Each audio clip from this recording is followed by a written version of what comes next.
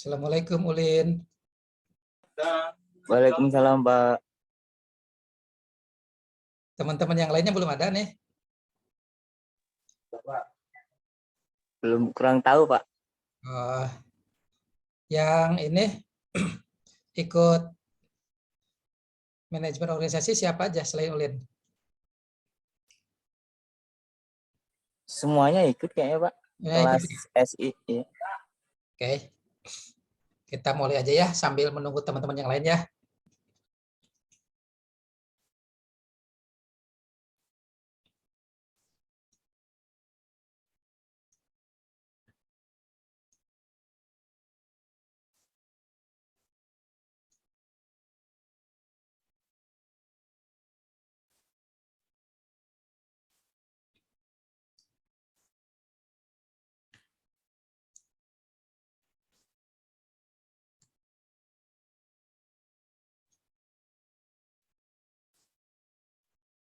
Oke, terima kasih. Kita mulai malam ini. Bismillahirrahmanirrahim. Assalamualaikum warahmatullahi wabarakatuh. Waalaikumsalam warahmatullahi wabarakatuh. Selamat malam, salam sejahtera bagi kita semua. Terima kasih adik-adik semua. Di malam hari ini saya diberikan tugas untuk melanjutkan perkuliahan di semester genap ini ya, semester genap. Dan semoga adik-adik semua yang ada di mata kuliah manajemen organisasi semuanya dapat mengikuti. Dan nanti untuk tetap bisa sesuai dengan waktu yang telah ditentukan. Ulin tadi jam pertama ada perkuliahan? Ada, Pak, ada. Ada ya. Oh gitu. Oke. Terus ini terkait dengan waktu. Kalau ini kan 2 SKS ya. 2 SKS berarti waktunya sampai jam 8:20 ya. Gitu ya Ulin ya? Kurang tahu kalau itu, Pak. Oh gitu. Oke. Ulin di rumah atau lagi kerja? Lagi di rumah, Pak. Oke ya. Deh. Saya sambil menunggu teman-teman yang lainnya dari mata kuliah manajemen organisasi, perlu Bapak sampaikan bahwa di semester ini tetap sama seperti semester yang lalu, pertemuan 7 kali, terus dilakukan TS, ujian tengah semester, diteruskan dengan kuliah lagi 7 kali, dan dilanjutkan dengan UAS. Dan sama untuk absensi, silahkan untuk bisa dilakukan setiap perkuliahan. Dan juga nanti ada tugas-tugas dari Bapak untuk menambah nilai seperti yang dilakukan pada semester yang lalu. Yang lalu kan manajemen bisnis, seperti Ulin juga tahu, dalam ruang lingkupnya ini beberapa yang dilakukan atau disampaikan kuliah yang lalu hampir-hampir sama. Tapi sekarang lebih kepada bagaimana mengerti tentang manajemen, mengerti tentang organisasi, dan juga mengerti tentang manajemen dan organisasi. Yang di dalamnya ada juga bisnis, ada nanti mungkin kepada perusahaan, juga bagaimana pelaksanaan dari ruang lingkup ini sampai dengan pembangunan-pembangunan terkait dengan paradigma manajemen dan organisasi. Ini buku yang Bapak pakai sesuai dengan dasar-dasarnya, ada karangan dari Erna Novitasari SE terkait dengan dasar-dasar ilmu manajemen. Di situ cukup bagus bagaimana menerangkan di dalamnya memahami arti manajemen dalam dasar-dasar itu. Dan juga dari pemahaman arti manajemen itu, apa sih yang dikaitkan dengan organisasi dan manajemen, sarana manajemen, peran manajer, fungsi manajemen dan manajer, serta tingkatan manajemen dan manajer. Itu dari dasar-dasar ilmu manajemen yang terkait dengan pemahaman arti manajemen. Di perkuliahan ini juga akan disampaikan perkembangan. Nanti perkembangan ilmu manajemen. Jadi perkembangan ilmu manajemen itu ada sejarah perkembangan manajemen, sejarah perkembangan ilmu manajemen, dan juga mengenai evolusi teori manajemen, pendekatan-pendekatan manajemen. Di sini sudah masuk lagi Adinda Lutfia Balkis, silakan ikut gabung. Udah ada 2 berarti di sini. Ya. Selamat malam Pak, maaf telat ya. Sehat ya? Alhamdulillah. Oke. Jadi perkuliahan ini manajemen organisasi adalah 2 SKS. Berarti kita sampai jam 8:20 ya. Jadi 2 kali. Bapak lanjutkan terkait dengan perkembangan ilmu manajemen ya. Jadi nanti akan disampaikan juga dalam dasar-dasar dari ilmu manajemen tersebut. Juga selain perkembangan ilmu manajemen juga akan disampaikan nanti tokoh-tokoh dalam manajemen. Ada Taylor, ada Fayol, ada Owen, ada tokoh-tokoh yang lain yang ada di Indonesia juga. Juga nanti dalam pemaparan berikutnya, manajemen dan lingkungan. Jadi manajemen dan lingkungan ini ada yang sifatnya eksternal, ada yang sifatnya internal, dan juga hubungannya antara lingkungan dan organisasi.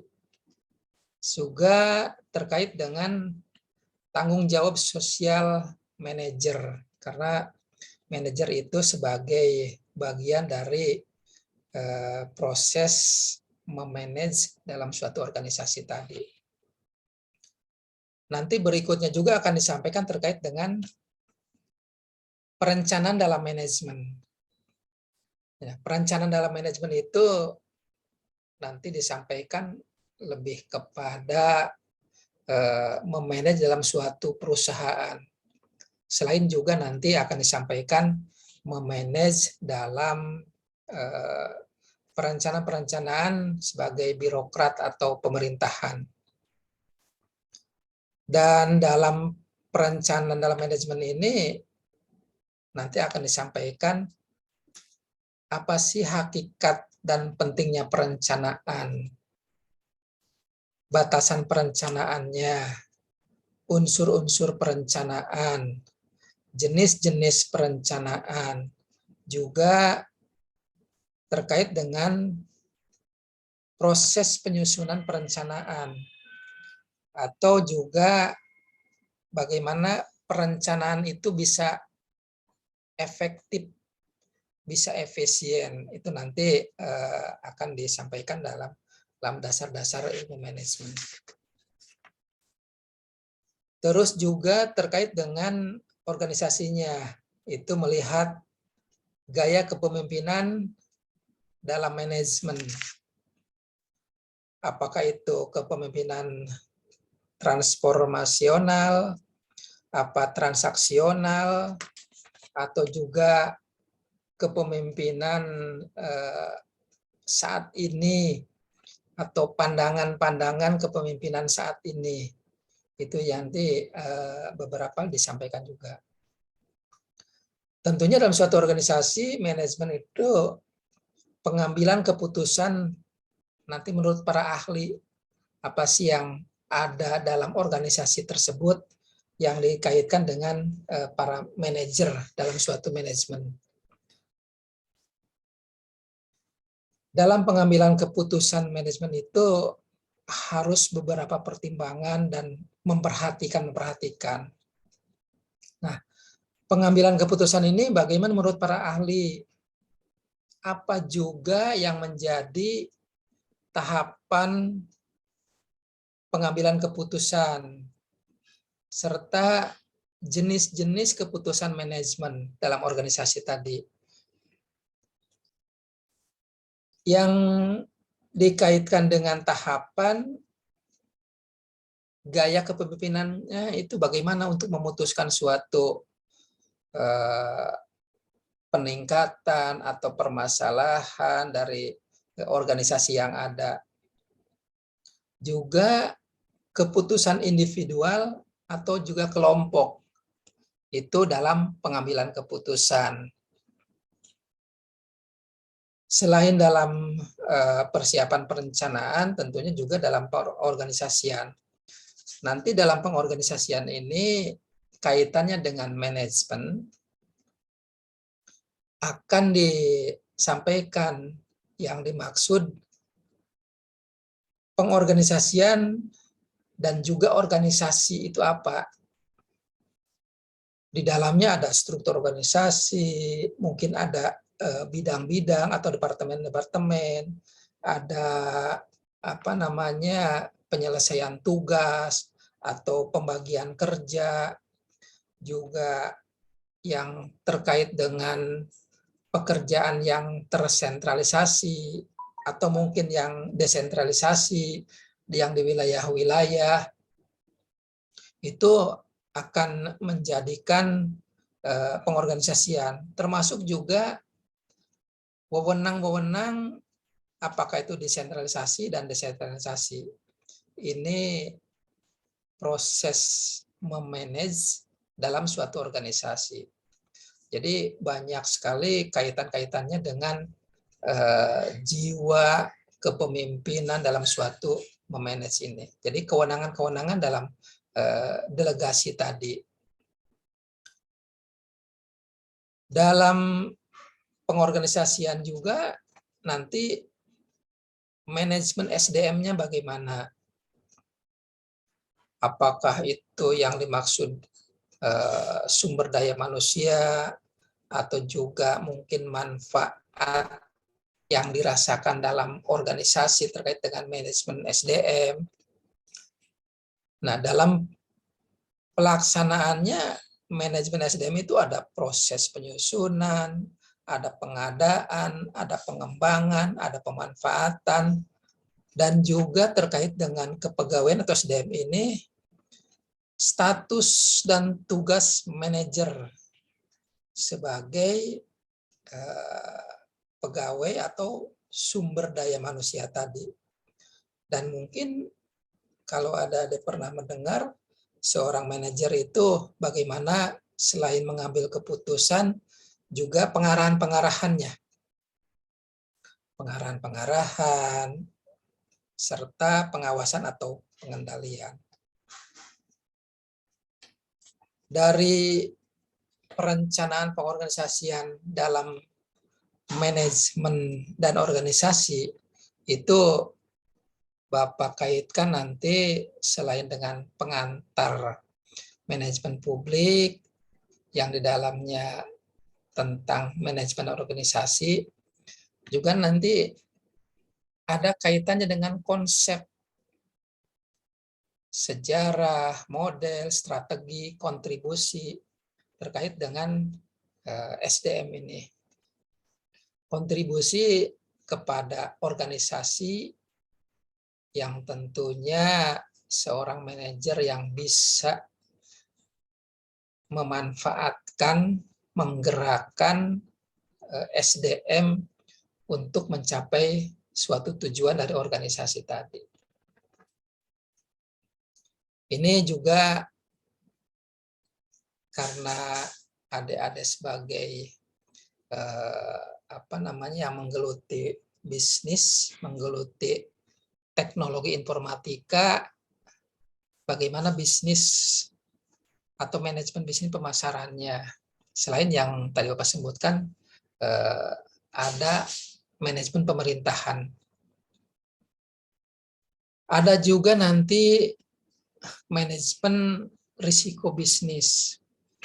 Apakah itu bisnis yang dilakukan oleh swakelola sendiri, atau juga berkelompok, atau juga mungkin dengan bekerja di wirausaha yang lainnya. Ini juga terkait dengan manajemen keuangan. Keuangan ini, apalagi di masa pandemi ini, perlu sekali bagaimana memanage organisasi itu yang namanya finansial sebagai penggerak. Nah, memanagenya bagaimana? Apalagi dengan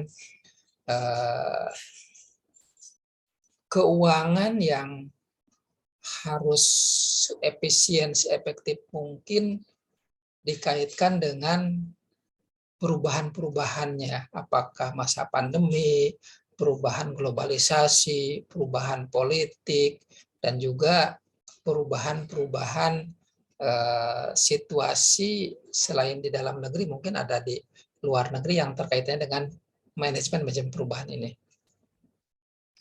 Itu ada deh beberapa hal yang terkait dengan yang akan kita pelajari bersama, dan itu nanti di pertemuan 1 sampai dengan 7 nanti kita bahas satu persatu setiap hari Selasa malam ya, mulai jam 7 malam atau jam 19 ini.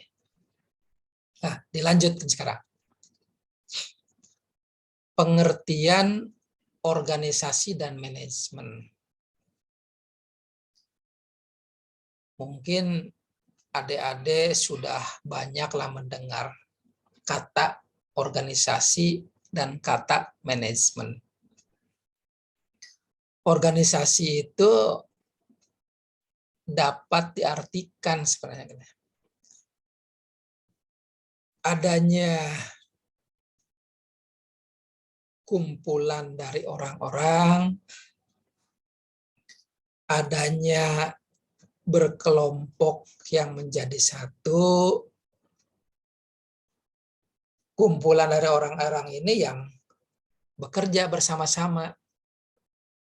Nah, bekerja bersama-sama ini dalam konsep organisasinya tentunya harus mempunyai tujuan. Kecuali berbeda dengan ada kumpul 2 orang, 3 orang, 5 orang di kafe atau di pinggir jalan yang sambil meneguk kopi atau mungkin makan-makan atau minum-minum yang saling bercanda, itu bukan ke sana. Tapi ini mempunyai konsep apa sih yang menjadi tujuannya, dan kenapa tujuan ini ke depannya akan menghasilkan sesuatu. Kalau berkumpulnya untuk berjualan, berdagang, wirausaha, tentunya mempunyai tujuan ke depannya bagaimana adanya keuntungan, adanya usaha yang dilakukan dari kumpulan-kumpulan orang-orang tadi. Nah, ini yang dimaksud dengan organisasi. Dan juga dari organisasi ini yang disepakati dalam kumpulan orang-orang tadi, 2 orang atau lebih, itu sebagai bahan untuk menentukan perjalanan ke depannya. Artinya menentukan sasaran, menentukan tujuan, menentukan visi, menentukan misi. Ini yang harus dicatat, dilakukan bersama-sama, disepakati dalam organisasi.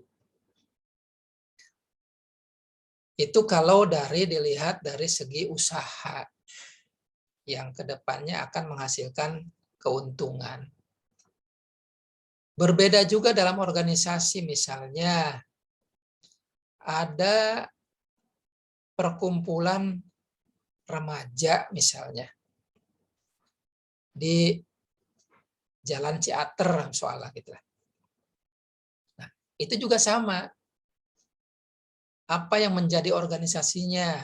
Misalnya Himpunan Keluarga Remaja Ciater misalnya. Itu tentunya minimal 2 orang atau lebih yang menyatakan berkumpul dan mempunyai tujuan, apakah itu sosial, apakah itu bertujuan untuk perbaikan lokasi, perbaikan masjid, perbaikan jalan, misalnya kegiatan yang memerlukan tahapan-tahapan ke depannya akan menjadi tujuan. Itu menjadi organisasi. Atau organisasi yang sifatnya memberikan bantuan kepada daerah mana yang kena musibah misalnya.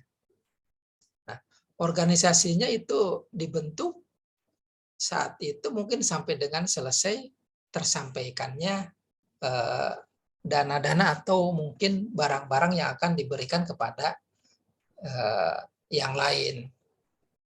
Tapi itu hanya sesaat atau hanya sebentar. Nah, yang diperlukan di sini untuk jangka panjang.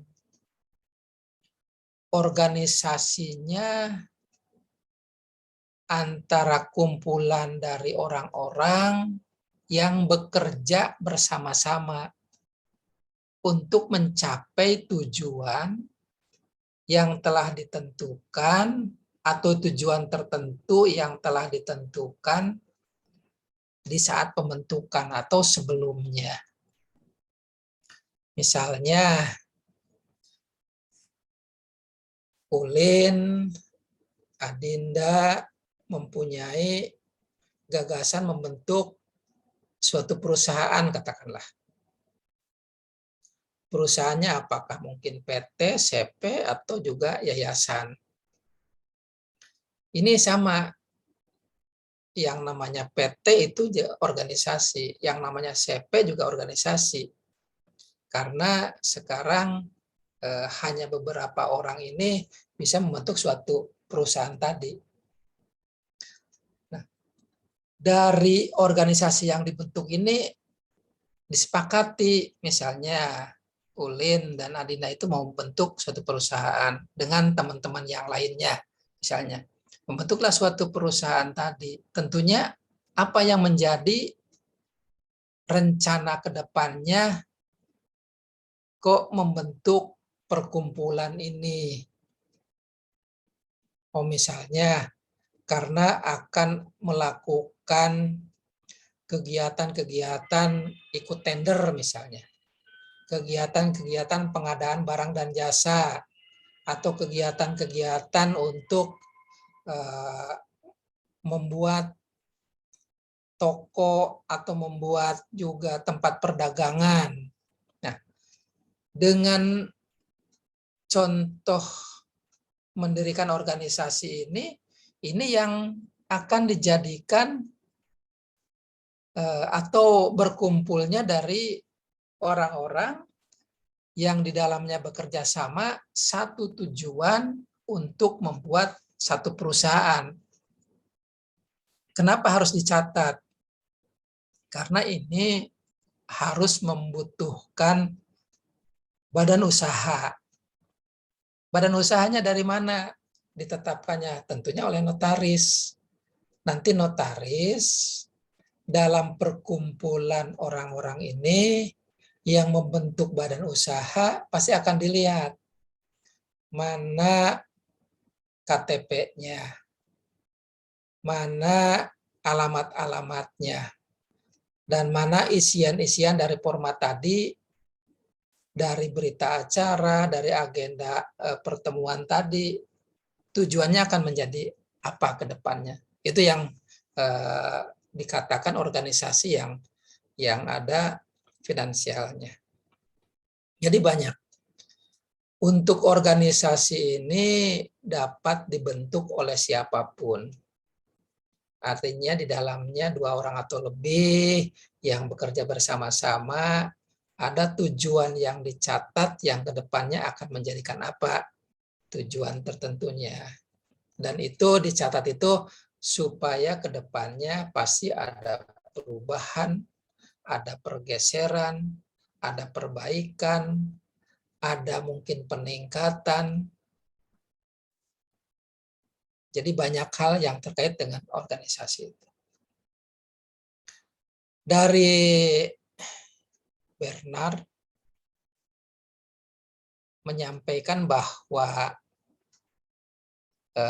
organisasi ini suatu sistem kegiatan yang dikoordinasikan secara sadar di antara dua orang atau lebih.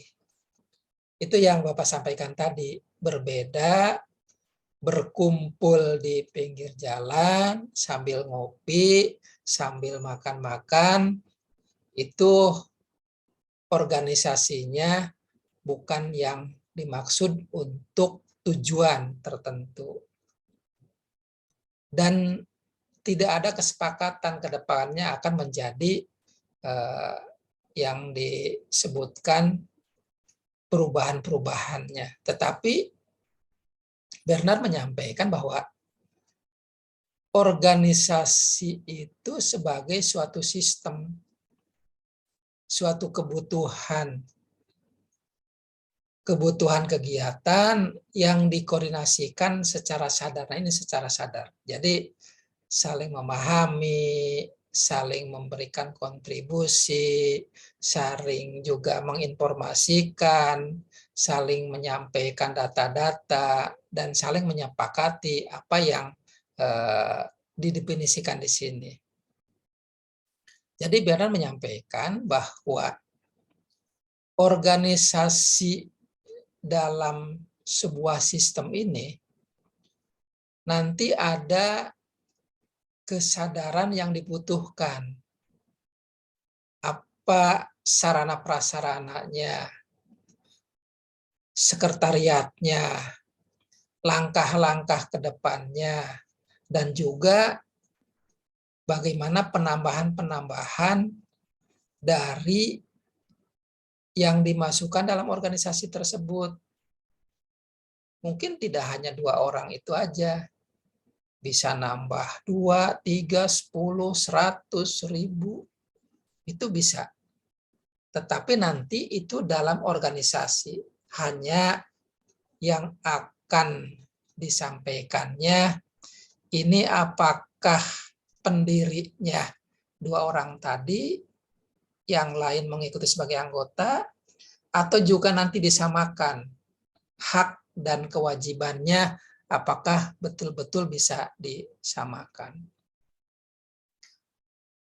Dari Bernard tersebut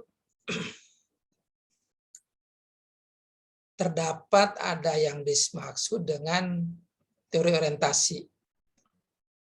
Teori orientasi dalam organisasi, ada teori organisasi yang berorientasikan ke dalam atau internal, dan juga ada teori organisasi berorientasi keluar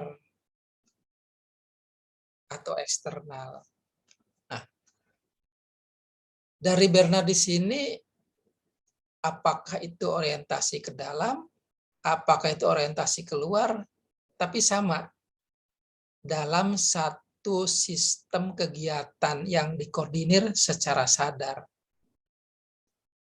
Dari orientasi ke dalam, apa yang menjadi maksudnya, dan begitu juga orientasi keluar, apa yang dikehendakinya. Dari organisasi yang disampaikan Bernard di sini,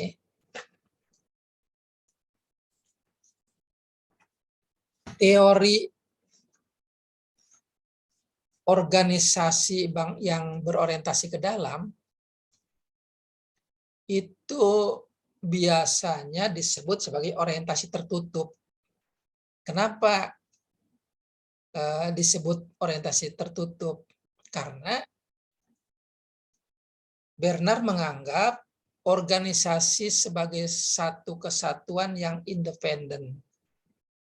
Suatu kesatuan yang tertutup hanya internalnya aja. Nah, yang menjalankan aktivitasnya tanpa terlalu memedulikan lingkungan luar atau sekitarnya. Jadi hanya bertujuan untuk ke dalam. Jadi teori organisasi yang berorientasi ke dalam itu dikatakan oleh Bernard orientasi yang tertutup, yang berpendapat bahwa organisasinya ini internal dan juga menjalankan kegiatannya, menjalankan aktivitasnya, itu tidak melihat apalagi peduli kepada lingkungan luar,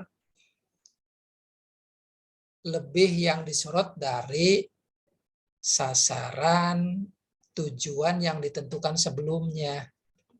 Bukan berarti tidak beradaptasi, tidak silaturahmi keluar, tetapi dalam organisasinya apa yang disepakati dalam tujuan pendirian dari organisasinya itu hanya membutuhkan untuk yang ke dalamnya aja, yang sifatnya tertutup. Itu menurut Bernard. Yang kedua, Bernard juga menyampaikan ini menganggap bahwa orientasi ke dalam itu bahwa organisasi menggunakan tanggung jawab dan juga mengambil keputusan berjenjang untuk mengarahkan pelaksanaan pencapaian tujuan organisasi. Misalnya berjenjang, ada dalam satu organisasi, katakanlah tadi yang Bapak contohkannya, membentuk perusahaan yang sifatnya orientasi ke dalam. Hanya kebutuhan anggota-anggota tersebut dalam organisasi yang sifatnya ke dalam atau tertutup. Nah, kebutuhan-kebutuhan ini menggunakan tanggung jawab dan kemudian berjenjang dari anggota kepada atasannya, atasannya kepada bidangnya, dan terus kepada pemimpin dari organisasi tersebut. Berjenjang di saat itu. Namun dalam pelaksanaannya, banyak juga dari teori-teori ini yang dilakukan dengan berbagai penggunaan sarana yang harus dilakukan secara top down lah, secara berjenjang dari atas ke bawah selain yang sifatnya bottom up. Nah, dalam teori ini manajemen harus memperlakukan para karyawan atau pegawai-pegawai tadi, SDM tadi, sebagai elemen yang pasif sebagai pribadi yang pasif untuk diarahkan, dimotivasi, dan dikendalikan menjadi kebutuhan organisasi. Karena yang sifatnya hanya ke dalam, yang sifatnya tertutup untuk perusahaannya sendiri, jadi diarahkan, dimotivasi, dikendalikan ya menurut kebutuhan organisasinya. Dan pada saat karyawan berada di lingkungan organisasinya yang dapat diberikan arahan-arahan tadi. Misalnya ada perusahaan yang di Taman Tekno misalnya, salah satu contoh. Taman Tekno itu lingkungan berbagai macam perusahaan yang banyak produk-produknya, tetapi dari masing-masing produk, masing-masing perusahaan itu hanya berjenjang di lingkungan perusahaannya atau organisasi perusahaan tadi. Misalnya organisasi perusahaan perbengkelan. Di Taman Tekno itu hanya itu aja. Dari mulai manajernya, dari mulai karyawannya, dari mulai security dalam SDM-nya. Nah, dengan berjenjang itu, seorang manajer karena melihat karyawannya diarahkan secara pasif, hanya dimotivasi, dikendalikan dalam kebutuhan organisasinya, mungkin itu juga sesuai dengan SOP-nya, standar operasionalnya, karena dengan kegiatan-kegiatan yang ada, para karyawan itu sudah dibekali dengan teknik bagaimana merancang, bagaimana melaksanakan tugas sebagai SDM-nya dengan yang sudah protap yang ada. Karena mesinnya sudah ada, sarananya sudah ada. Itu yang cukup dikendalikan secara berorientasi ke dalam, tertutup, cukup disampaikan kepada karyawannya oleh seorang manajer tadi dalam organisasi atau dalam manajemennya. Jadi pelaksanaan pencapaiannya yang sudah ditentukan itu. Nah, berbeda dengan yang berorientasi keluar. Ini banyak sekarang ini kalau tidak beradaptasi dengan lingkungan, kalau tidak bersosialisasi atau mengikuti lingkungan, katanya akan ketinggalan. Baik itu informasi, baik itu teknik, baik itu pemerintahan dan lain-lain. Jadi teori organisasi yang berorientasi keluar itu banyak disebutkannya dengan orientasi terbuka dan dibedakan menjadi organisasi atau menjadi organisasi yang sifatnya sistem umum dan organisasi sistem manajemen. Organisasi sistem umum yang mengasumsikan bahwa di sini ada hubungan yang kedepannya yang sifatnya terus-menerus, yang sifatnya berkelanjutan antara organisasi dan atau organisasi dengan lingkungan. Berbeda yang tadi disampaikan di atas, organisasi yang berorientasi ke dalam itu hanya internal, hanya manajer-manajernya yang sifatnya bisa memberikan penjelasan, bisa memberikan arahan, itu keluarnya itu hanya manajer. Kalau pegawai cukup dikendalikan oleh manajer atau dari pemimpin perusahaan tadi. Jadi teori yang disampaikan oleh Bernhard, ini organisasinya yang sifatnya keluar atau berorientasikan keluar, terbuka disebutnya. Dan tadi organisasinya dengan sistem umum atau organisasi sistem manajemen. Organisasi sistem umum ini ada di semua mengasumsikannya bahwa ada hubungan yang berkelanjutan antara organisasi dengan lingkungan. Berbeda dengan yang disampaikan yang sifatnya tertutup, itu hubungan yang berkelanjutan dan hubungan organisasi dengan lingkungan itu tidak ada karena memang tertutup.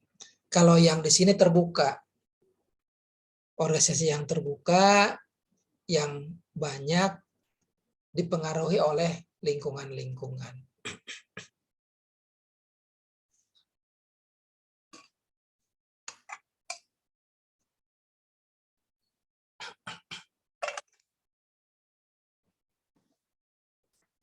Oke, dilanjut. Jadi organisasi sistem manajemen ini dirancang untuk memotivasi para manajer dalam mengorganisasikan dan mensejajarkan, menyesuaikan, menyelaraskan strategi perusahaan dengan perilaku yang ada di dalam organisasi.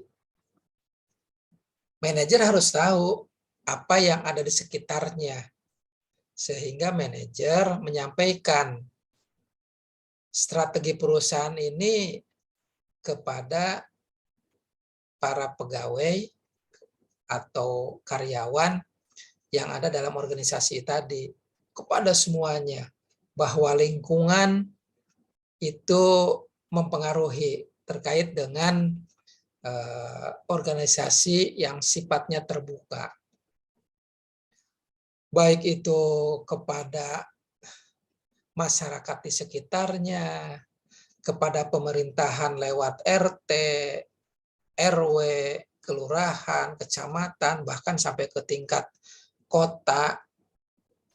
Itu yang disampaikan seorang manajer akan lebih bergaung lagi bahwa oh ternyata di sini ada organisasi perusahaan ini. Oh ternyata di sini ada organisasi yang dibentuk untuk meningkatkan katakanlah daya saing, meningkatkan infrastruktur, dan juga terkait dengan mungkin aplikasi-aplikasi atau sistem-sistem yang ada.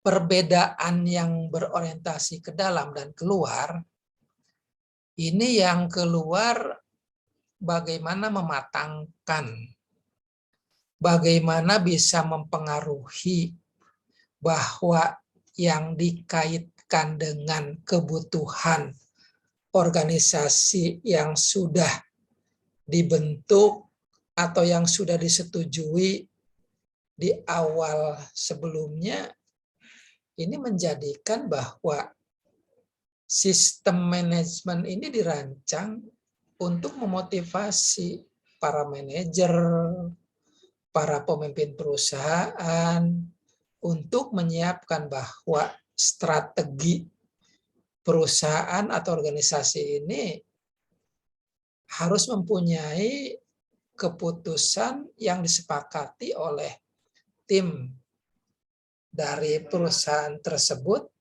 harus sejalan. Karena dengan strategi yang ada ini pasti akan memberikan keuntungan-keuntungan. Itu yang menjadikan bahwa rancangan yang dibuat oleh seorang manajer dalam orientasi keluar ini harus terbuka, harus dapat disampaikan kepada lingkungan, kepada masyarakat, bahwa perlu diberikan motivasi, arahan, informasi perkembangan, informasi politik, dan banyak-banyak lainnya terkait dengan keperluan organisasi ini. Yang paling penting dari skala organisasi tadi, mana yang sifatnya harus dilakukan oleh keputusan bersama dalam pemimpin perusahaan tadi. Ini yang harus adik-adik tahu, bahwa teori berorientasi keluar dan berorientasi ke dalam. Mana yang akan menjadikan dimulainya dari perencanaan-perencanaan tadi. Tapi apapun itu menjadi orientasi ke dalam maupun keluar, adik-adik bisa melihat dari langkah-langkah awal. Misalnya mau mendirikan perusahaan hanya dengan teman-teman beberapa orang. Awal bisa jadi orientasi ke dalam dulu karena perlu pembenahan, karena perlu pematangan, karena perlu SDM yang mumpuni, dan lain-lainnya. Tapi lama-kelamaan, kebutuhan berorientasi keluar itu pasti ada. Yang sifatnya berusaha dengan perjalanan yang cukup panjang, katakanlah, tidak hanya berorientasi ke dalam aja, tetapi juga harus berorientasi yang sifatnya terbuka. Apalagi di saat pandemi ini. Karena kalau perusahaannya, organisasinya tertutup, udah ketinggalan. Kalau tidak mau merubah atau bergeser dari yang berorientasikan ke dalam menjadi keluar. Atau bisa dua-duanya. Di mana saat yang diperlukan berorientasi ke dalam, di mana saat yang dibutuhkan untuk berorientasi keluar. Karena dengan mengasumsikan bahwa pasti ada hubungan yang berkelanjutan, sekarang ini lingkungan harus tahu. Lingkungan ini tidak hanya sekitar kiri, kanan, depan, belakang perusahaan, tetapi teman-teman atau grup-grup, kelompok-kelompok yang lain harus tahu terkait dengan aktivitas, kegiatan, pencapaian, apa yang dilakukan ke depannya menjadi sangat bagus. Ini yang terus dikembangkan, bahwa organisasi itu manajemennya harus menyesuaikan dengan perkembangan situasi, perkembangan zaman, dan juga perkembangan apa yang dibutuhkan oleh seorang manajer berpikiran secara luas, terbuka untuk mengembangkan organisasinya. Lebih-lebih organisasi yang sifatnya dengan pendanaan bukan hanya dari satu sumber, tapi dari beberapa sumber, selain dari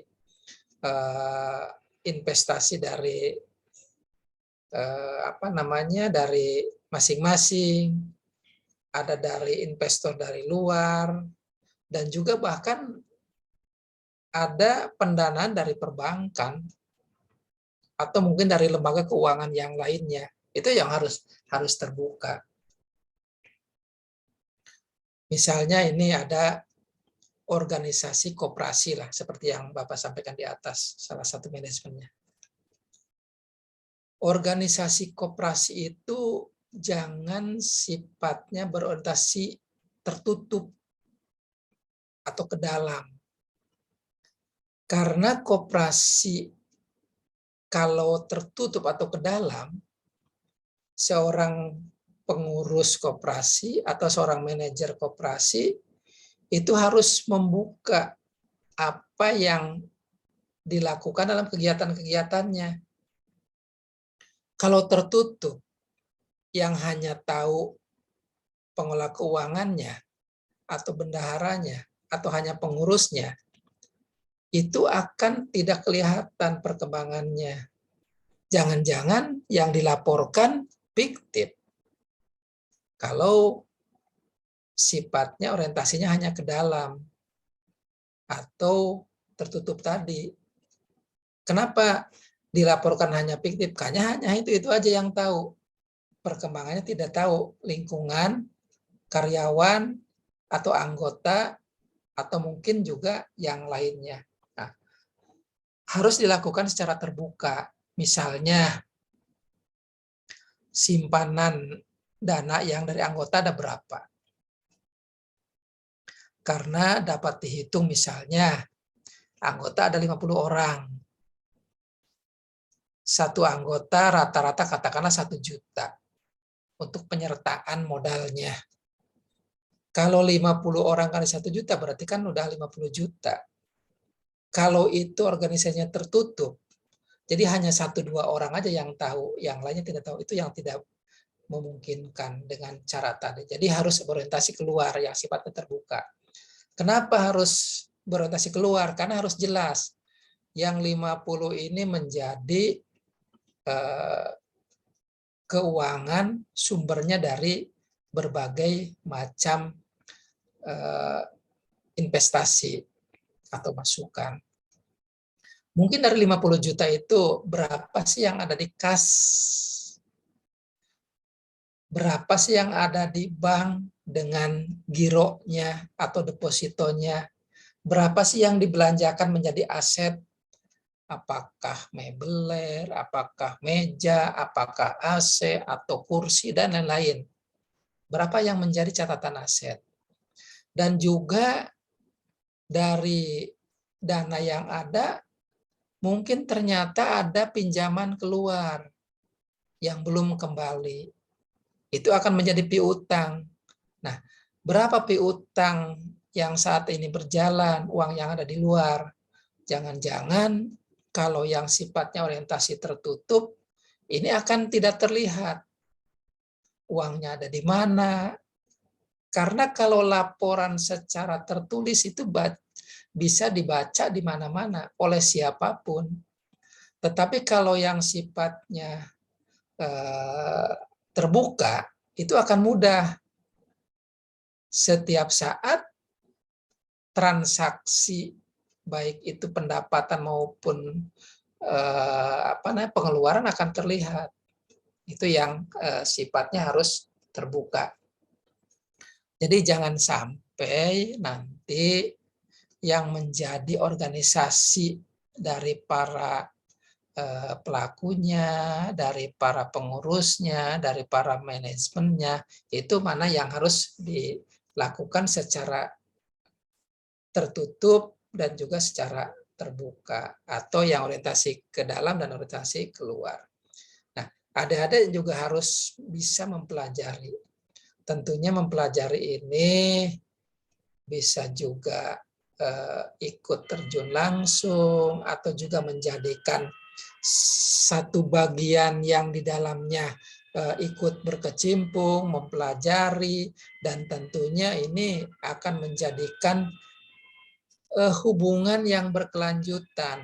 Karena tidak hanya pada saat itu, tidak hanya dengan uang yang 50 juta sebagai investasi dari 50 orang tadi, tetapi dana yang 50 juta yang sudah menjadikan ada kas, ada bank, ada aset, ada piutang, itu harus menjadikan apa ke depannya supaya dana yang 50 juta tadi berkembang.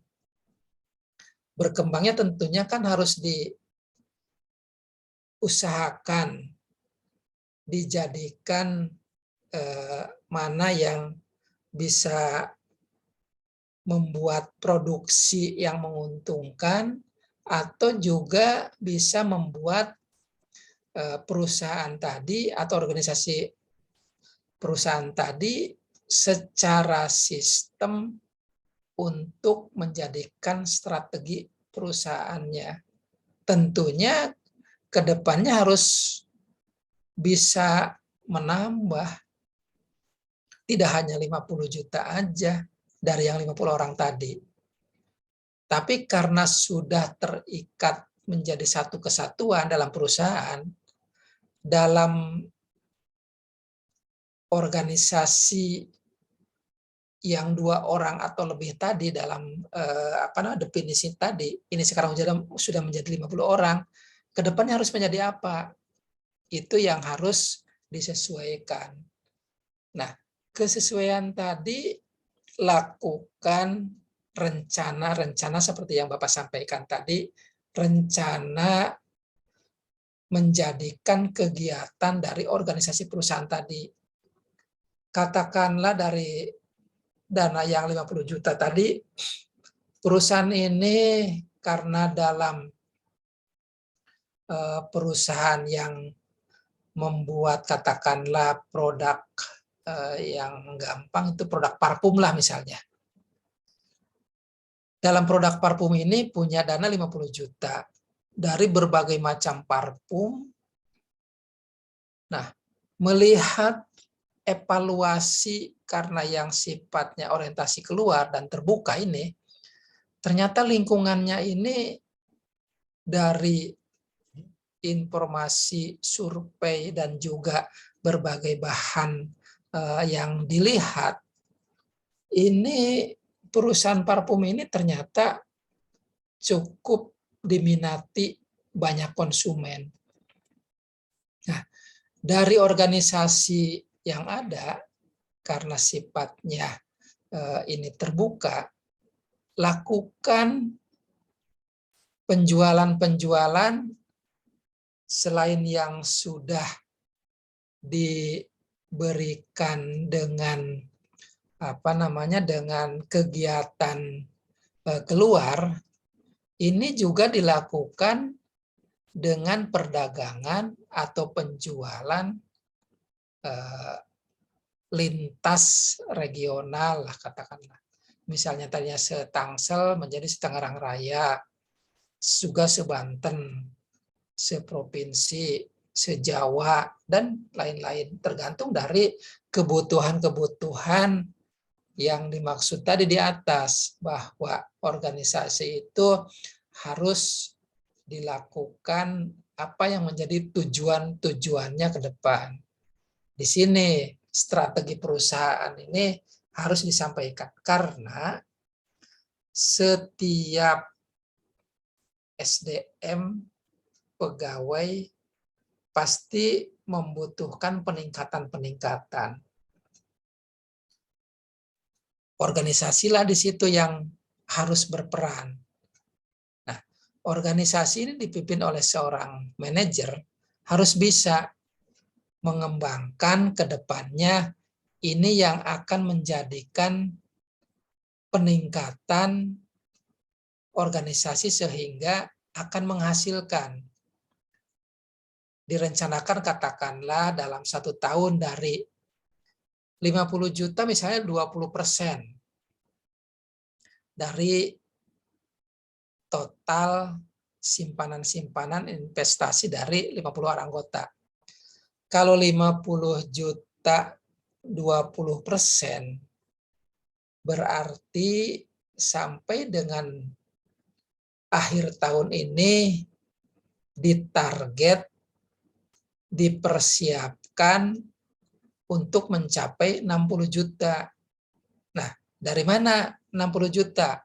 50 juta modal awal, ditarget 20% berarti 10 juta, sehingga 50 juta ditambah 10 juta berarti kan 60 juta. Itu seorang manajer harus bisa memotivasi karena sifatnya terbuka kepada pegawainya, pada SDM-nya.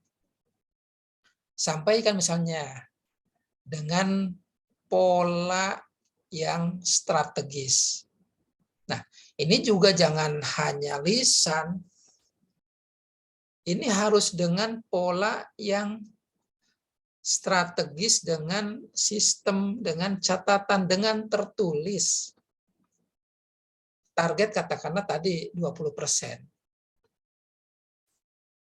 Kembali dilihat lagi target 20% itu apakah itu yang sifatnya net atau bruto.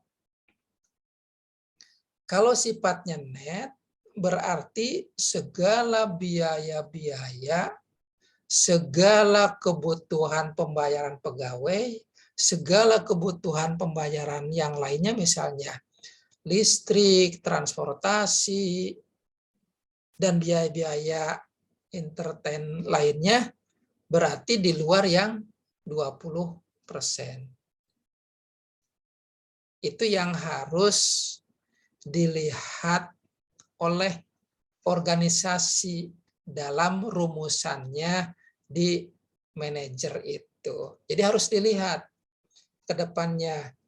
Jadi jangan sampai udahlah, pokoknya jangan hanya ditunjuk, pokoknya kamu sampai akhir tahun harus punya target 20%. Tidak hanya itu.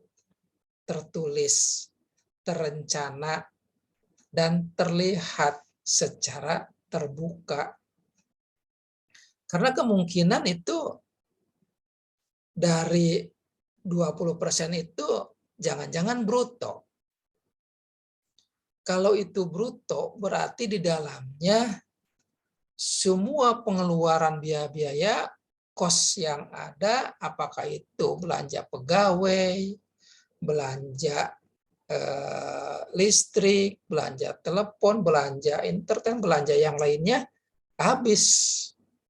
Dari 20% tadi habis. Jangan-jangan tinggal hanya sedikit keuntungan murninya. Jadi harus jelas. Jelas di sini terbuka apa yang menjadikan syarat kepada pihak manajer, apa yang menjadikan keinginannya dalam suatu organisasi manajemen tadi. Jadi jelas apa yang akan disampaikan ini yang terkait dengan orientasi terbuka atau berorientasi yang keluar. Tapi kalau perusahaan-perusahaan itu memang gitu. Harus berorientasi ke depannya apa yang menjadi catatan-catatannya. Jangan karena latah mendengar orang lain kok targetnya besar, baru tiba-tiba. Berarti kan tidak punya pemikiran, tidak punya bahan, dan juga tidak menyelaraskan strategi. Tadi yang Bapak sampaikan itu, perusahaan yang dipimpin oleh manajer atau pemilik perusahaan harus ada konsep strategi perusahaan yang jelas. Rencana jangka panjangkah? Rencana jangka pendekkah? Rencana peningkatan permodalan? Rencana peningkatan penjualan? Rencana peningkatan kerjasama, kolaborasi? Rencana peningkatan aplikasi? Rencana peningkatan sertifikasi? Banyak. Jadi adik-adik memahami bagaimana manajemen dan organisasi ini saling terkait. Manajemen dan organisasi ini saling berhubungan. Dan tentunya ini harus dilakukan dengan terus belajar. dengan terus mempelajari, dengan terus menambah wawasan, menambah ilmu terkait dengan pengembangan organisasinya. Oke. Jadi dari organisasi-organisasi dalam kaitannya dengan manajemen ini kalau dikaitkan dengan situasi keadaan yang sekarang, efisiensi, efektivitas itu harus diutamakan. Karena sekarang kalau hanya berpangku kepada kemampuan yang ada, tidak punya efektivitas efisiensi, semaunya perusahaan berjalan, mungkin saat ini bisa berkembang atau bisa menguntungkan secara banyak. Tetapi ternyata konsumen misalnya kurang sesuai atau mungkin juga menyesal dengan membeli produk-produk tadi. Kan itu tidak boleh. Kan itu harus dijaga bahwa kelangsungan atau berkelanjutan ini dalam organisasi harus ada. Nah, untuk itu ada semua bagaimana mensiasati dari organisasi dan manajemen ini yang dibentuk oleh 2 orang atau lebih, yang dibentuk dalam kurun waktu mungkin ke belakang yang jauh, yang sudah susah-susah payah, tetapi menyelaraskan strateginya itu harus bisa juga. Karena kalau tidak dengan menyelaraskan strategi, ke depannya akan hancur, akan babak belur, kalau tidak bisa mengkajinya, kalau tidak bisa mengikuti terkait dengan perkembangan ini. Jadi adik-adik harus paham tentang hal itu. Adik-adik semuanya tadi sudah dijelaskan terkait dengan apa itu organisasi. Jadi dalam tipe teori organisasi ini ada jenis-jenis organisasinya. Yang pertama, organisasi fungsional. Nah, organisasi fungsional ini bertujuan untuk mendapatkan manfaat dari pekerjaan-pekerjaan khusus dalam perusahaan berskala besar. Tadi yang Bapak sampaikan. Orientasi keluar ini harus bisa disesuaikan dengan perkembangan perusahaan. Mau maju, mau berkembang, mau dapat untung, ya harus menyesuaikan. Menyesuaikannya dengan hasil verifikasi, hasil analisa investasi, hasil analisa lingkungan, banyak yang disesuaikan dengan organisasi tadi. Jadi organisasi fungsional ini yang bertujuan untuk mendapatkan manfaat dari pekerjaan-pekerjaan yang sifatnya khusus, yang sifatnya bentuk perusahaan yang menjadikan organisasi fungsional. Itu banyaknya di organisasi perusahaan yang besar atau berskala besar yang dilakukan oleh seorang manajemen atau manajer. Yang kedua, jenisnya itu organisasi divisi. Nah, kenapa organisasi divisi? Ini yang memiliki orientasi pada sistem terbuka. yang Bapak sampaikan tadi. Jadi orientasi pada sistem terbuka atau yang berorientasi keluar, dan juga ini yang ada penggunaan pusat-pusat laba dan investasi untuk pengendalian.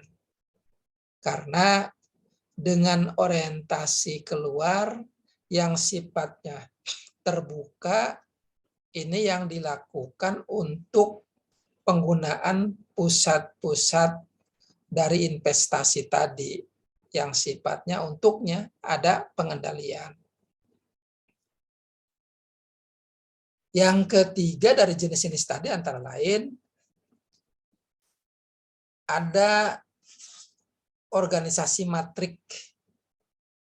Jadi organisasi matrik ini dalam pengendaliannya memang lebih luas, lebih kompleks dibandingkan dengan masalah pengendalian yang ada dalam organisasi fungsional maupun organisasi divisi.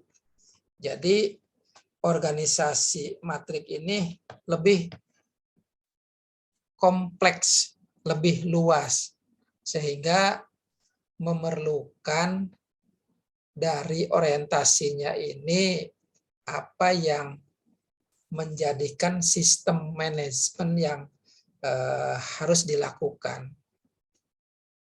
Dan tentunya jenis-jenis organisasi ini dapat juga dilakukan dengan seiring berkembangnya, seiring berjalannya dari organisasi manajemen atau mungkin juga organisasi perusahaan yang sudah dibentuk tadi. Karena banyak juga dari organisasi-organisasi ini mungkin setelah dibentuk vakum atau tidak aktif, hanya menunggu momen-momen, atau juga lihat situasi, sehingga untuk orientasi keluarnya memerlukan tahapan-tahapan yang sangat banyak, karena masih menunggu sifatnya, masih belum bisa menyelaraskan strategi-strategi ini. Adik-adik sebagai mahasiswa Fakultas Teknologi yang banyak mempelajari bisnis, yang banyak menyesuaikan dengan usaha-usaha, banyak berkecimpung dengan hal-hal sistem yang sifatnya orientasi keluar ini, karena akan menjadikan kemudahan-kemudahan mempelajari yang sifatnya sistem keluar ini. Dan tentunya seorang manajer memimpin organisasi manajemen ini harus bisa mengendalikan. Jangan sampai organisasi perusahaannya karena oleh pemilik perusahaannya tidak dijadikan target untuk kedepannya, semaunya aja akan susah. Itu ada semua kuliah di malam hari ini, dan ini kuliah 2 SKS, jadi kita pertemuannya sampai jam 8:20, dan saat ini sudah jam 8:20 atau 20:20. Itu yang Bapak dapat sampaikan. Sebelum ditutup, mungkin ada hal yang mau ditanyakan, silakan. Atau Tidak, Pak, mungkin cukup, oke. Ya, Jadi ada Ulin, ada Soleh, ada Adinda ya. Oke, terima kasih Bapak sampaikan pertemuan di malam ini. Demikian, semoga kita selalu diberikan kesehatan, perlindungan, dan keberkahannya. Dan Bapak tutup dengan baca hamdalah. Alhamdulillah. Alhamdulillahirrahmanirrahim. Terima kasih, Pak. Selamat malam.